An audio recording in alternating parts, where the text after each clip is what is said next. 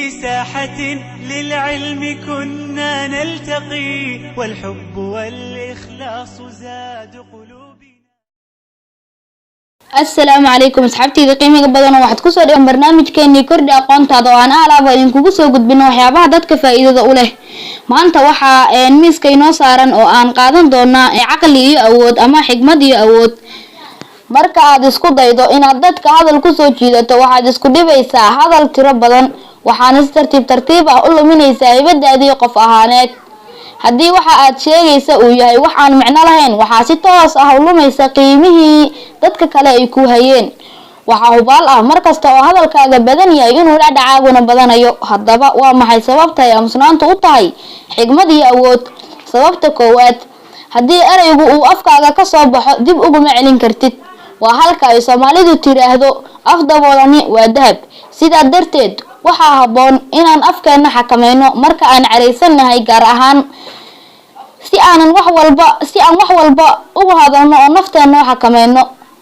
waxaana la yiraahdaa haddii aad doonaysid inaad qof ogaato ra'yiga uu ku qabo waa laga caraysiiyaa xumaan walba oo uu ku hayo dibadda ayuu u soo saarayaa sababta labaad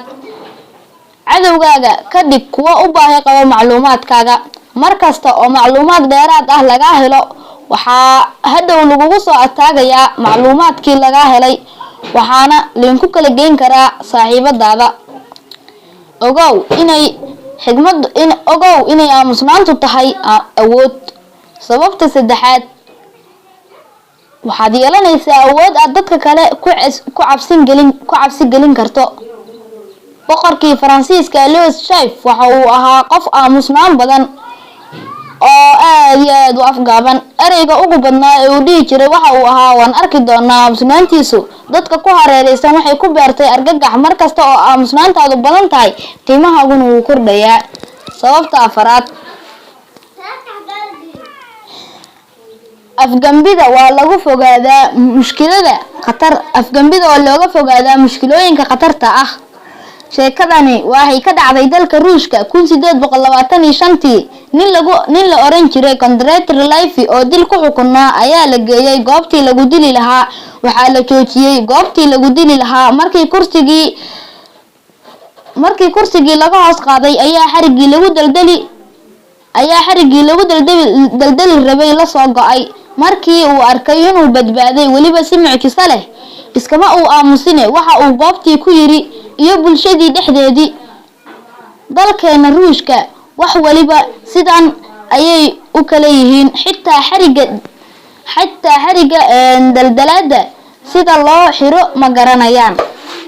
boqorkii ayaa loo sheegay mucjisada dhacday iyo xarigii Condrat la soo daldalay inuu la go'ay waxa uu dadkii weydiiyay hadalkii ugu horeeyay ee Condrat uu yiri waxa loo sheegay hadalkiisa jees-jeeska lahaa dadkii boqorka ka agdhow waxay tilmaameen inuu boqorku damacsanaa inuu iska cafiyo laakiin markii hadalkiisi loo sheegay ayuu go'aan adag soo saaray oo uu yiri wixii dadka uu u sheegay wax ka duwan ayaan tusi doonaa maalintii labaad ayaa si wanaagsan loogu soo diyaar garooway oo la daldalay sidii ayuuna ku dhintay asxaabteyda qiimiga badanow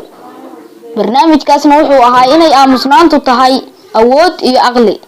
barnaamijkeena xiga intaan ku kulmi doono sida iyo amaano Allah